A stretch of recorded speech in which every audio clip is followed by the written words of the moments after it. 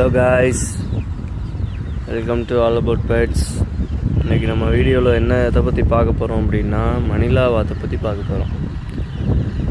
மணிலா வாத்து அப்படிங்கிறது ஒரு நல்ல ஒரு லோ மெயின்டெனன்ஸ் பெட்டு. ஒரு எப்படி சொல்கிறது, ஒரு அமைதியான ஒரு இடத்துல எந்த ஒரு சவுண்டுமே இல்லாமல் நீங்கள் ரிலாக்ஸேஷன் பண்ணணும் அப்படின்னா ஒரு மணிலா வாத்து ஒரு பேர் இருந்தால் போதும். அதுவே அந்த மணிலா பேர் ஒரு பேர் மட்டும் போதுமா அப்படின்னு கேட்டால் போதாது. ஒரு மேலுக்கு எப்படியோ ஒரு 2-3 ஃபீமேலாச்சும் வேணும். அப்போ தான் அது எக்கில் இருக்கிறப்போ இதுங்க அந்த மேலோடு இருக்கும். ஓகேவா?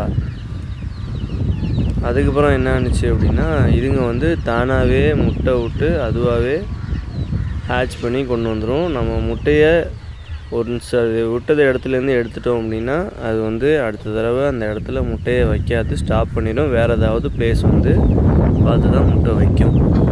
அப்போ நம்ம என்ன பண்ணணும் அப்படின்னா அந்த முட்டை இருக்க இடத்துல நம்ம பிராய்லர் கோழி முட்டையை ஒன்று வச்சுட்டு இதை கலெக்ட் பண்ணிட்டு ஃப்ரிட்ஜில் ஸ்டோர் பண்ணிட்டு அப்புறம் அதே இடத்துல அது அவையும் உட்காரும்.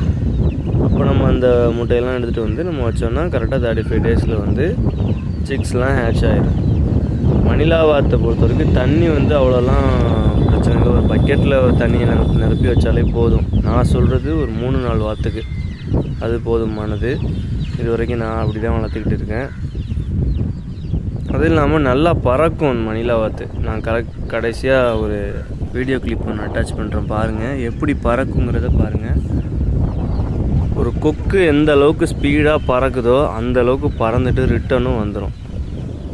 அப்படி உள்ளதான் மணிலா வாத்து. இப்போ இந்த கிளிப்பில் நீங்கள் பார்க்கலாம். ஓகேவா?